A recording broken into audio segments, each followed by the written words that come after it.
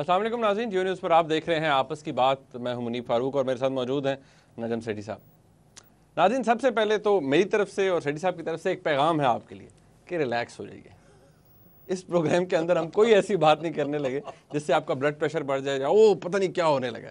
क्यों सेठी साहब? इनफैक्ट हाँ, आज सारा दिन मैंने टीवी के ऊपर मैं नहीं गया। अच्छा। वो फोन आते रहे कि जी कोई कमेंट दे, ये करे वो। मैंने कहा नहीं यार, है मैं लोगों का ये ब्लड प्रेशर मेरे दोस्त पे चढ़ा रहे हैं, अब मैंने कोई और बात कर गई तो कन्फ्यूजन हो जाएगी। तो मैंने कहा रात को आराम से सब बात की वजाहत करेंगे कि हुआ क्या, कैसे हुआ, और किसी किस्म के फिक्र की जरूरत नहीं है। और ये भी बात वैसे आप और आज वैसे सारी बातें हो जानी चाहिए। नहीं, वैसे सारी बातें हो जानी चाहिए। और आपको ये भी बताना चाहिए हमारे व्यूअर्स को कि आपकी चिड़िया जो थी वो उस वक्त फिर रही थी ना। जाहिर है यार, चिड़िया ने तो घूमना ही था, मगर जो चिड़िया खबरें ला रही थी वो बिल्कुल बरक्स थी जो कि टीवी के ऊपर हो रहा था कि ये हो गया, वो हो गया, इसका ये मतलब है, इसका वो मतलब है।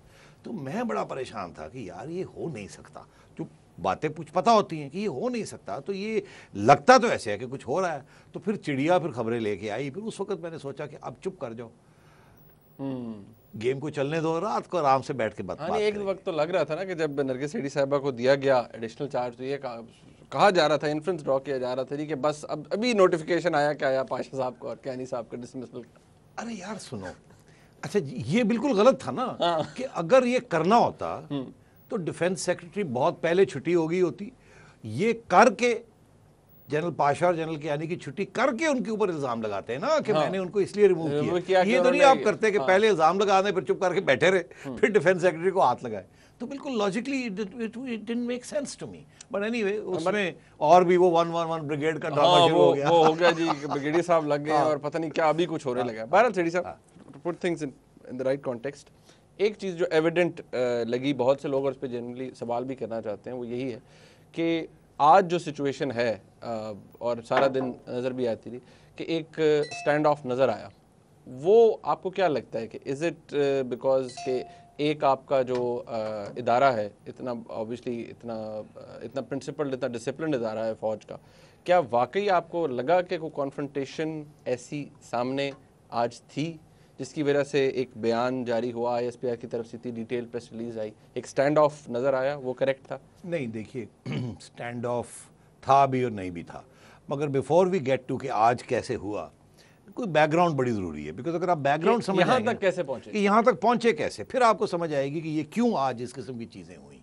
फिर और उस वक्त इनका जो मतलब था वो नहीं था जो कि लोग समझ रहे थे। अच्छा, मोटी बात, मेमो गेट तक तो आपको ठीक था ना? नहीं, मेमो गेट भी आज बात ये भी हो जानी चाहिए। अच्छा। ताकि पता लग जाए लोगों को कि मेरे ख्याल में मेमो गेट के पीछे क्या है। क्योंकि देखिए हर स्टेज पे इस जो कुछ आज हुआ है इसका ताल्लुक मेमो गेट के साथ है ना, कि सुप्रीम कोर्ट में मेमो गेट के ऊपर ये कहा गया, ये कहा गया, प्रोसीजर नहीं फॉलो हुआ, तो ये उसी की वजह से ये सारा कुछ हो रहा है। उसी की वजह से डिफेंस ये कोई सुप्रीम कोर्ट और वो जो दूसरा NRO केस है उसके बारे में नहीं हो रहा। ये दोनों बड़ी फौज is not involved in that. तो ये जो फौज के साथ सारा कुछ चल रहा था ये तो मेमो गेट के साथ है ना। अच्छा, अब मैं आपको एक बात बताने लगा हूँ जिससे कुछ बातें कुछ समझ आ जाएंगी कि फौज का जो मेमो गेट के बारे में रवैया रहा है वो क्या रहा है, किस हद तक वो जाना चाहते थे या जाना चाहते हैं, और कुछ सियासी जमातों ने, गालबन मुस्लिम लीग नून ने कैसे उसका एडवांटेज लेके उसको प्ले अप किया और उसको एक्सप्लॉइट करने की कोशिश की ताकि मुस्लिम लीग नून का जो ऑब्जेक्टिव है वो अचीव हो जाए। उन्होंने देखा ये मेमो गेट एक अच्छा मौका मिला है, इसके एक्सप्लॉइट करना चाहिए। अच्छा, हाँ, और उसको उन्होंने वो पिटिशन करके, तो मैं अब आपको बताता हूँ कि ये मेमो गेट जो है ये कैसे ये यहाँ तक पहुंचा। फिर आपको समझ आएगी कि पीपल्स पार्टी और फौज के दरमियान जो बातें होती हैं, ये स्टैंड ऑफ क्यों हुआ, ये स्टैंड ऑफ था नहीं था, कहाँ रिजॉल्व हो गया, और नून ने बीच में दाना डाल के फिर और कैसे खराब किया। अच्छा, तो मैं आपको बताता हूँ। अर्जी है कि हुसैन हक्कानी साहब ने जब मुलाकात उनकी हुई प्राइम मिनिस्टर और DG ISI और आर्मी चीफ के साथ, जिसमें ये कहा जाता है कि प्राइम मिनिस्टर ने कहा अच्छा फिर ठीक है आप रिज़ाइन कर दें ताकि इंक्वायरी हो सके। ये 20 को गालबन वो पहुँचे हैं, तो 22 को शायद 21-22 को मीटिंग हुई होगी जी, 22 को मीटिंग हुई जनरल पाशा की। अच्छा, और उस वक्त हुसैन हक्कानी साहब ने कहा जी ठीक है हम रिज़ाइन कर देते हैं। ठीक है, आपको याद है कि उससे पहले मैंने आपके साथ एक प्रोग्राम किया था और मैंने उस वक्त ये कहा था कि हुसैन हक्कानी साहब का जो रेजिग्नेशन है वो प्रेसिडेंट के हाथ पहुंच चुका है। ये उनके आने से पहले। अच्छा मैं आपको बताऊं हो क्या रहा था उस वक्त। उस वक्त ये हो रहा था कि हुसैन हक्कानी साहब और DGISI राब्ते में थे। वो वाशिंगटन में थे, वो यहाँ थे, और वो राब्ते में थे, और ये फैसला हो चुका था कि हुसैन हक्कानी साहब इस मामले से निकलने के लिए रिज़ाइन कर दें और मसला ख़त्म हो जाएगा, कोई मेमो गेट जो है ना यहाँ आगे नहीं जाएगा। और हुसैन हक्कानी साहब ने एक लेटर ड्राफ्ट किया प्रेसिडेंट साहब के लिए, क्योंकि उन्होंने पहले DGISI को दिखाया, और वो एक्सचेंज होता रहा कि नहीं ऐसे नहीं, ये लिख दीजिए, ऐसे नहीं, ये लिख देते, ये लिख देते, ये लिख देते। अच्छा, ये अभी उससे पहले, जबकि वो अभी वाशिंगटन में ही थे, अभी पहुंचे नहीं थे, तो ये बातें नेगोशिएशंस चल रही थी between Hussain Haqqani and the ISI directorate via intermediaries. अब उस इंटरमीडियरीज में एक गवर्नमेंट का सीनियर मिनिस्टर भी इन्वॉल्व था। अच्छा, अब इससे ज़्यादा छोड़ दिया, ठीक, तो कि थोड़ी सी रहनी चाहिए ना। पकड़ा कह रहे छोड़ दो, मैंने तो ये पूछा। मैंने कहा आप पूछ रहे कौन। अच्छा, तो उस वक्त हुसैन हक्कानी साहब बड़े कॉन्फिडेंट थे कि बात ख़त्म होगी, मैं रिज़ाइन कर रहा हूँ। उनके साथ हो गया बात, वो मेरे एतमाद नहीं रखते और मैं अच्छे रिलेशन रखना चाहता हूँ। तो जाने से पहले ये तय हो गया था कि किस किस्म का ख़त दिया जाएगा, मगर फिर वो रिलीज़ नहीं किया, क्योंकि प्रेसिडेंट साहब ने इनको कहा वापस पहुँचो, यहाँ बैठ के ये ख़त्म करते हैं बात। तो तय हो चुकी थी इनकी resignation, not with the prime minister but with the DGISI। बस कि इन्होंने रिजाइन करना है, हो गया था ये, चले जी खत्म करो, मिट्टी पाओ, तुसी रिजाइन करो और बाकी देखा जाए। अच्छा, फिर तो यहाँ जब आए तो ये मीटिंग में उन्होंने रिजाइन कर दिया। उस वक्त के बाद मेमो गेट शुरू हुआ है ना, एक पिटिशन आ गई कहीं से। अच्छा, सही बात है। मियां साहब ने पहले कहा कि 10 दिन के अंदर फिर चौथे दिन ये करें, नहीं तो फिर हम एक्शन लेंगे। फिर मियां साहब ने चौथे दिन ही छलांग मार के पिटिशन दायर कर दी और सुप्रीम कोर्ट को मेमो गेट के अंदर इन्वॉल्व कर दिया। ठीक, उस वक्त प्राइम मिनिस्टर साहब के आगे कुछ लोगों ने, अब छोड़ दे मुझे, मत पूछिएगा कौन। अच्छा, मेरी बात मान ले, आप ऐसे करके बैठे हुए जैसे अभी आप मुझे पूछने वाले हैं कौन, पूरी बात तो सुन ले। लोग या एजेंसी ये कहते हैं ना। देखे ना, मुझे पता था तुम ये करोगे। अच्छा, ठीक है। तो प्राइम मिनिस्टर साहब को ये कहा गया सिविलियन किसी ने कि ये मियां साहब को इशारा आया कहीं से, फौज से, अच्छा, कि पै जाओ, ये this is the right time, ये सही वक्त। ठीक, ये रिपोर्ट गई भी प्राइम मिनिस्टर के पास। प्राइम मिनिस्टर परेशान हो गए कि यार ये क्या, अभी यहाँ तय हुआ है सारा कुछ कि ख़त्म हो रहा है, इसको ऐसे ही हैंडल करेंगे। और उसने रिज़ाइन दे दिया, सारी बात तो काफ़ी अरसे से चल रही है, हमने तय कर लिया है, तो आर्मी की डिमांड थी, छुट्टी होगी, तो ये क्या है, ठीक, तो ये तो कुछ और ना बन रहा हो। और वो जो रिपोर्ट थी वो बड़ी, मतलब कि उसमें ये डरावा, क्रेडिबल सोर्स था अपेरेंटली। अब वो जो पता है प्राइम मिनिस्टर हाउस में तो कंस्पिरेसीज चलती हैं, वहाँ उन्होंने कहा यार है कि ऊपर से सुप्रीम कोर्ट ने ठक ठक ठक करके जल्दी से सारा कुछ कर दिया और नोटिस इश्यू कर दिए। तो जब चलेगी तो उन्होंने करना ही था। चलो, मगर वो जो साजिश कंस्पिरेसी थ्योरी थी ना, वो चल पड़ी PM हाउस में कि यार ये तो फौज हमसे कुछ बात कर रही है, पीछे कुछ करा रही है। ये नहीं पता कि फौज का उसमें कोई हाथ नहीं था, यानी कि फौज सिर्फ सेटल कर चुकी थी, फौज का कोई इश्यू नहीं था, हो चुकी है बात मेमो गेट के ऊपर कि यार ये बस ठीक है।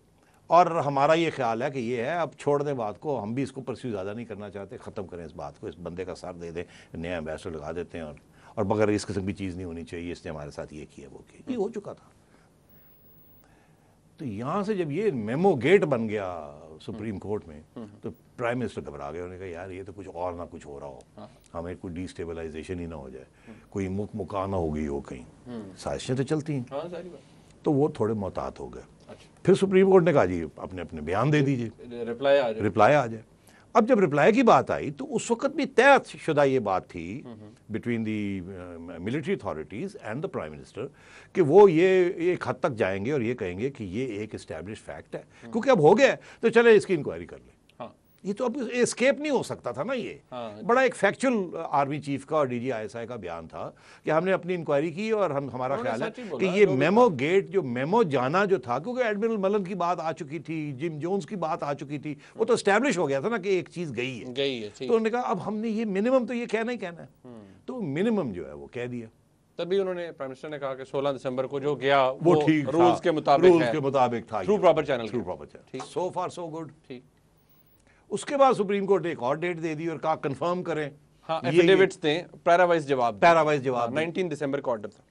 उस वक्त एक नया ड्रामा हो गया जिसका हवाला आज प्राइम मिनिस्टर ने पहली दफा बताया है, जिसमें डिफेंस सेक्रेटरी का जिक्र आता है कि एक जो अगली बात जो हुई है वो प्राइम मिनिस्टर की इजाजत के बगैर डिफेंस सेक्रेटरी साहब ने एक चीज लिख के भेज दी। अच्छा, यहाँ रोक दे। और वो क्या थी उसके ऊपर बात करते हैं, बिल्कुल करेंगे, जो कि सोर्स ऑफ मिसअंडरस्टैंडिंग बनी और नहीं, इसके अंदर और भी है ना, बड़े ट्विस्ट है। नाज़रीन, ये पूरी एक स्टोरी है, इसके बारे में सेठी साहब आपसे और को बहुत कुछ पूछेंगे। मुझे बार बार रोक रहे हैं इनको मैं सवाल ना करूं, लेकिन अब अगले जो सेक्शन आएगा उसमें कुछ सेठी साहब से सवाल करेंगे हम, तगड़े किस्म के। एक ब्रेक लेते हैं, हमारे साथ रहिए।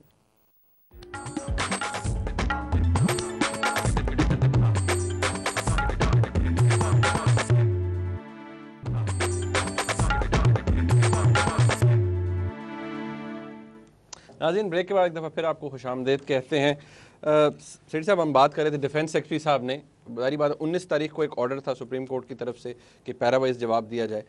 21 तारीख को डिफेंस सेक्रेटरी साहब ने एक 1 पेज एक रिप्लाई फाइल कर दिया सुप्रीम कोर्ट के अंदर, जिसमें उन्होंने फरमाया कि जो एडमिनिस्ट्रेटिव कंट्रोल है, इंतज़ामी कंट्रोल, वो ज़रूर हुकूमत के पास है, फौज और ISI का, लेकिन ऑपरेशनल कंट्रोल कोई नहीं है। तो इसी के ऊपर मेरा ख्याल है ये प्रॉब्लम बनी एग्जैक्टली कि ये फाइल तो कर दिया मगर इसकी ना मिनिस्टर से इजाज़त ली, ना लॉ सेक्रेटरी से कंसल्ट किया, ना लॉ मिनिस्ट्री में गया, जिसका हवाला आज रात अभी कुछ अर्सा पहले प्राइम मिनिस्टर साहब ने कहा है। तो जाहिर है फिर प्राइम मिनिस्टर साहब तो अपसेट होने ही थे ना कि यार ये कोई रास्ता तो नहीं है, ये तो तरीका तो नहीं है कि इस तरीके से आप करें ये। तो इसके बाद फिर उनका बयान आया, जहाँ 22 को प्राइम मिनिस्टर साहब ने 2 जगह पर, एक तकरीब के अंदर भी और पार्लियामेंट के अंदर भी, उन्होंने कहा कि there can't be state within a state. कुछ साजिशें हो रही हैं कि जमहूरी सेटअप को पैकअप किया जाए। तो दोनों बातें आ गई ना। जी हाँ, एक वो जो पहले की बात चल रही थी उनके जहन में कि शायद फौज की तरफ से इशारे हो रहे हैं नवाज शरीफ साहब को कि आप मेमो गेट में हमें पकड़े, और इसने फर्दर और इधर से ये कि एक अलग से एक लाइन ऑफ कम्युनिकेशन खोल दी गई है। बिल्कुल। तो वो तो कन्विंस हो गए होंगे कि ये कुछ हो रहा है। बिल्कुल। और वहाँ लोग बैठे हुए होते हैं जो डरा रहे होते हैं कि सर तो नहीं पता, ओ सर जी ओ तो नहीं पता, ओ गिटिया पै गया, ओ फलाना तो पता है, ओ पैगाम जा रहे हैं, असी टैपिंग की है, असी कीता, असी वो कीता। आप बात समझ? बिल्कुल बिल्कुल बिल्कुल। तो इस किस्म की चीजें प्राइम मिनिस्टर के पास हर रोज पहुंचती हैं। लेकिन उस वक्त टेंशन हुई, आपको याद है? टेंशन तो हो गई। फिर उन्होंने कहा state within the state. हाँ जी। तो ये प्रोवोक हो के डर की तनख्वाहें बढ़ाई, एक तरफ खौफजदा थे, दूसरी तरफ प्रोवोक भी हुए थे। तो उन्होंने फिर वो बयान दिया state within a state. याद है आपको? क्लिप दिखा दूं? दिखाएं। हाँ, ये नाज़रीन क्लिप देखिए प्राइम मिनिस्टर साहब को, आपको याद दहानी के लिए क्या कह रहे थे उस दिन। हमने तो मुश्किल तरीन हालात में भी, जब because they were in the middle of war on terrorism, हमने उनके सैलरीज भी डबल कर दिए ताकि हमारे जो नौजवान हैं जो अपना आज कुर्बान कर रहे हैं हमारे कल के लिए, हम उनके लिए जो कुछ कर सकते हैं हम करें। मगर they can't be a state within the state, they have to be answerable to this parliament, और इस पार्लियामेंट को वो जवाबदेह हैं। Basically what he is saying is कि अब वो कन्विंस हो चुके हैं ना कि कुछ हो रहा है, साजिश हो रही है, कि कुछ हो रही है। और उनका ख्याल था कि और ये state within the state मतलब है कि आप ISI क्या सारा कुछ under ministry of defence secretary government की बात नहीं सुन रहा है। इसलिए उन्होंने फिर डिफेंस सेक्रेटरी के ऊपर तनकीद की कि मैं डिफेंस सेक्रेटरी ने ये किया है, मैंने रिपोर्ट मांगी है, I will not sack him. किसी ने पूछा सैक क्यों नहीं कर देते, उन्होंने कहा नहीं मैं सैक नहीं करूंगा, मैं पहले पूरा पता करूंगा, इंक्वायरी करूंगा, जवाब मैं उनसे लूंगा, फिर देख के करूंगा। वो चीज़ बाय द वे चल रही थी। अच्छा, अब ये चीज़ें चल रही हैं, ऊपर से ये सुप्रीम कोर्ट का ये बड़ा सख्त किस्म का ये ऑर्डर आ जाता है कि जी 16 तारीख को हाजिर हो जाए। लगता है ऐसे है कि मामला ख़त्म, क्योंकि कल की जो तबसरे थे वो यही था ना मुनीब कि बहुत कुछ हो गया, अब तो बचना बड़ा मुश्किल हो गया। इसके बाद भी इवेंट हुए ना सेठी साहब। हाँ, इसके बाद आपको याद है फिर वो चौधरी साहबान जाके मिले, मिट्टी डाल गई ना। हाँ, चौधरी साहब जाके मिले वगैरह, चलो जी बात सही हो, गिले शिले हुए, थोड़े गिले शिले हुए। उन्होंने आके कहा कि प्राइम मिनिस्टर साहब जरा ख्याल रखें, आप इस किस्म की बातें ना किया करें, वो परेशान हो जाते हैं, ये मिसअंडरस्टैंडिंग्स क्रिएट हो रही है। इसके दौरान प्राइम मिनिस्टर साहब ने ये भी कहा ना कि मैंने तो मजबूर किया उन्हें एक्सटेंशन लेने पर। और फिर प्रेसिडेंट साहब ने अपनी इंटरव्यू में कहा कि नहीं वो तो हवाला जो था वो तो डिफेंस सेक्रेटरी की तरफ था, और उसकी तरफ नहीं था आर्मी चीफ की तरफ वगैरह। तो वो मिट्टी पाने की कोशिश की जा रही थी दोनों तरफ से कि यार इसको और काम खराब ना हो, मिसअंडरस्टैंडिंग्स हो रही हैं। और उसके बाद क्या हुआ, उसके बाद ये सुप्रीम कोर्ट की कल जजमेंट आई, और जाहिर है तो ऐसे लगता था जैसे कि साजिश अगर कोई है तो वो अब पूरी होने जा रही है, बिकॉज इतना सख्त बयान था। But they were two different things, NRO और मेमो। नहीं। अच्छा, द आइडिया मेमो में भी तो ये इल्जाम है ना कि president was might be involved. हाँ, देखिए ना, वहां भी तो वो एक लाइन ऑफ थिंकिंग है ना कि चेक किया जाए कि इसमें प्रेसिडेंट इन्वॉल्व है कि नहीं, और वो भी एक ऐसी चीज चल रही है जो कि गवर्नमेंट को बहुत डिस्टेबलाइज कर रही है। दूसरी तरफ ये एक एनआरओ वाला केस चल रहा था, अब वो दोनों सुप्रीम कोर्ट में पहुंचे हुए हैं, और ऊपर से सुप्रीम कोर्ट का इतना सख्त बयान, ये स्टेटमेंट आ जाता है कि जी ये जिसमें वो लिटरली ये कह रहे हैं कि प्राइम मिनिस्टर इज डिसऑनेस्ट, और कह रहे हैं तुम्हें तो हम डिस्क्वालीफाई कर सकते हैं, जिसका उन्होंने आज फिर हवाला दिया। हाँ, कि वो अब परेशान भी हो गए, हर्ट भी हो गए, खौफजदा भी हो गए कि ये पता नहीं क्या हो रहा है मेरे मतलब साथ। इसके एक और, इससे पहले भी शेर साहब के जब इंटरव्यू दिया चाइनीज न्यूज़ एजेंसी को प्राइम मिनिस्टर साहब ने, उसी दौरान आर्मी चीफ दौरे पर थे। अब ये दो बातें भी अहम थी ना। अब वो जो है ना इंटरव्यू, हाँ, मैं 2 दिन से सोचो में पड़ा हुआ हूँ कि ये क्या हुआ है। मिट्टी पै गई सी, सारा कुछ ठीक चल रहा था, सुप्रीम कोर्ट का अगर ये आया भी था तो ये अपनी जगह पे है। ये प्राइम मिनिस्टर ने उससे 1 दिन पहले इतना सख्त बयान आर्मी चीफ के खिलाफ क्यों दे दिया? आपको याद है मैंने डिस्कस किया, बिल्कुल, ये हमने मंडे को किया था। मंडे को मैंने डिस्कस, मैंने कहा ये प्राइम मिनिस्टर ने कर क्या दिया, ये तो बहुत सख्त बयान है, जरूरत नहीं थी, उसकी जरूरत नहीं थी, और ये गलती की है उन्होंने, और ये सॉरी करना पड़ेगा उनको। याद है मैंने ये कहा था आपको, जिसके आप सॉरी क्या, तो वो तो हो ही गया, एक्सप्लेनेशन आ गया। अब बात ये है, मेरी इतला के मुताबिक ये मैं 2 दिन के पीछे पड़ा हूं कि मुझे पता लगे ये क्या प्रोवोकेशन थी, क्योंकि वो डिफेंस सेक्रेटरी वाली बात तो अपनी जगह थी ना, वो तो अलग चल रही थी। ये कोई नई चीज हुई है जिससे प्राइम मिनिस्टर प्रोवोक हो गए और खौफजदा हो गए। अच्छा, अब मेरी इतला के मुताबिक, ये मैं आपको कॉन्फिडेंशियली नहीं, ओपन पब्लिक फोरम पे ये कह रहा हूं कि प्राइम मिनिस्टर साहब को फिर डराया गया। उनको ये कहा गया अच्छा कि साजिश आखिरी स्टेजेस पे है, आर्मी चीफ चाइना गए हैं उनको सिर्फ आगाह करने के लिए कि बस अब हम टेक ओवर कर रहे हैं। चाइना वालों को बताने गए, चाइना वालों को बताने गए हैं कि हम एक नया इंतजामिया यहाँ ला रहे हैं और हम ये मॉडल करेंगे, ये करेंगे। बेसिकली उनको बताने गए हैं कि ताकि वो शॉक में ना हो जब ये चीज़ें यहाँ हों। ये रिपोर्ट प्राइम मिनिस्टर को गई, डराया गया प्राइम मिनिस्टर को कि जी ये कंफर्म्ड रिपोर्ट है कि the army is conspiring, army chief is conspiring, और प्राइम मिनिस्टर की तो हवाइयाँ उड़ गई होंगी, उन्होंने कहा क्या हो गया।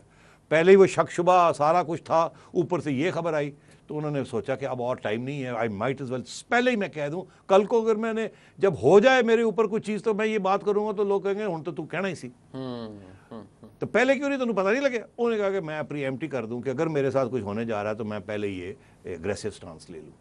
ही वॉज मिसलेड, एक कंस्पिरेसी थ्योरी के तहत he was given intelligence information that was wrong. The army chief, the DGISI, this lot of corps commanders, they are law abiding, they are constitutional abiding. ये constitution की बालादस्ती चाहते हैं। ये किसी stage पे भी इन्होंने कभी कू सोचने का सोचा भी नहीं, करने का सोचा भी नहीं। मैं आपको ये बता रहा हूँ, I am convinced of it. ये मुझे किसी फौजी ने नहीं कहा है, मैं ज़हनी तौर पे कन्विंस्ड हूँ कि वो ऐसा कुछ नहीं चाहते। और नहीं, वो नहीं चाहते यार। देखो इतने प्रॉब्लम्स हैं और फिर ऊपर से इतनी इंडिपेंडेंट फोर्सेस हैं इस मुल्क में, ये कोई हमाकत ही होगी इस किस्म की, कोई बंदा आज आके फैसला करे कि जी मैंने कू करके और उस मुल्क को चलाना है। कोई भी नहीं लेगा ना, कोई नहीं, और ना ही वो लेना चाहते। और आर्मी चीफ की तरफ से आज से 3-4 दिन पहले अगर आप देखें, एक बयान भी आया है उनकी तरफ से कि सवाल ही पैदा नहीं होता कि कोई हमारे इंटेंशंस नहीं है। और मैं आपको ये बताऊं, ये आर्मी चीफ, इसके कभी भी इंटेंशंस नहीं थे, ना कल थे ना आज हैं, और ये कभी भी नहीं इस किस्म की चीज सोच सकते। ये बिल्कुल he goes by the book. अच्छा, अब ये मिसअंडरस्टैंडिंग्स हो रही हैं जिसकी वजह से हुआ है, जिसकी वजह से ये सारा कुछ यहां तक पहुंचा। अच्छा, ये आपने अभी तक का बता दिया, अब ये बताएं, do you think that dust has settled? अब टेंशन खत्म हो गई है? जी, डस्ट इज सेटलिंग। अच्छा, सेटलिंग, क्योंकि आज प्राइम मिनिस्टर ने भी वजाहत कर दी है, और मेरा ख्याल है कि जब उन्होंने ये बता दिया कि आर्मी चीफ ने उनसे फ़ोन पे बात की और फिर ये ISPR का स्टेटमेंट आया, जब मैंने ये ISPR का स्टेटमेंट पढ़ा तो मैंने जब पढ़ा तो मैंने कहा यार ये तो बिल्कुल लीगली और नॉन प्रोवोकेटिव और बिल्कुल professionally drafted honourable prime minister stating the facts, कोई ओपिनियन नहीं है, फैक्ट्स जो कोई डिनाई नहीं किए जा सकते। ये job of a professional solid mind जो कि जनरल कियानी की है, जनरल पाशा की है। तो ये बड़ा स्ट्रेट फॉरवर्ड सी चीज़ है, लाइक अ सोल्जर्स। तो मैंने जब पढ़ा, मुझे तो उसमें कोई इतनी खतरनाक चीज़ नज़र नहीं आई। मुझे तो ऐसे लगा जैसे रिकॉर्ड क्लियर किया जा रहा है। अब मुझे नहीं पता था उस वक्त कि ये प्राइम मिनिस्टर साहब से कह के कि हम दे रहे हैं ये बयान। ये उनको देना ही था, ये बयान देना ही था। देखिए उनकी भी एक अपना इदारा है, एक इंस्टीट्यूशन है, वहाँ अंदर से भी बड़ी गड़बड़ होती है, पूछते हैं लोग ये क्यों हुआ, ये क्यों नहीं हुआ। अच्छा, अब ये मुझे बताइए कि क्या जो जिस तरह सेक्रेटरी डिफेंस को आज डिसमिस किया गया, उनको ओहदे से हटाया गया, उसका वो इस प्रेस रिलीज से लोग इसको जोड़ रहे थे, क्या इसके नतीजे में हुआ या वो इंडिपेंडेंट एक कार्रवाई थी? वो एक कार्रवाई चल रही थी। मेरा ख्याल है once again bad timing, bad advice. ये आज इन हालात में जबकि वो स्टेटमेंट आ गया था और उसके बाद इनको डिसमिस करना, मेरा ख्याल है इसको रोक देते 4-5 दिन तो बेहतर था, क्योंकि उसके बाद बिल्कुल ही वो गेम हाथ से निकल गई। अच्छा, मुझे ये बताइए इसके ऊपर कोई रिजेंटमेंट शो करेंगे फौज की तरफ से? कोई कि आपने क्यों? नहीं, कोई रिजेंटमेंट नहीं होगी, ना ही ये नरगिस सेठी साहिबा का एडिशनल चार्ज, जिनका मेरे साथ कोई ताल्लुक नहीं है। वो आज फेसबुक पे मैं लिख रहा था ना कोई ताल्लुक नहीं है, ना रिश्तेदारी है, ना कोई ताल्लुक, दूर तक बड़ी कॉम्पिटेंट अफसर हैं और क्लासिक जिसे कहते हैं ना bureaucrat, will go by the book. तो मैं ये समझता हूँ ये कोई सीरियस चीज़ नहीं है। ये एक टेम्प्रेरी मेजर हो सकता है, बिकॉज एडिशनल चार्ज दिया गया। हो सकता है आज नहीं कल नहीं कोई परमानेंट सेक्रेटरी आ जाए, और मेरा ये ख्याल है कि सिविलियंस ही होने चाहिए सेक्रेटरीज, ताकि इस किस्म की चीज़ें ना प्रॉब्लम्स हो। जब भी सिविलियन डिफेंस सेक्रेटरीज हुए हमें कभी भी प्रॉब्लम नहीं हुआ। अच्छा, फिर साहब ब्रेक का वक्त है। नाज़रीन, अभी कुछ देर पहले जियो न्यूज़ पर आप देख रहे होंगे चौधरी शुजात साहब के नाम से एक टिकट चल रहा था, जिसमें उन्होंने कहा कि सेक्रेटरी दिफा के जो भी उन्होंने ऑब्वियसली ज़ाब्ते की खिलाफ वर्जी की थी, उस पर हुकूमत को, प्राइम मिनिस्टर साहब को बड़ेपन का मुजाहरा करना चाहिए था। चौधरी साहब ये क्यों कह रहे हैं? एक ब्रेक के बाद जानेंगे, हमारे साथ रहिएगा।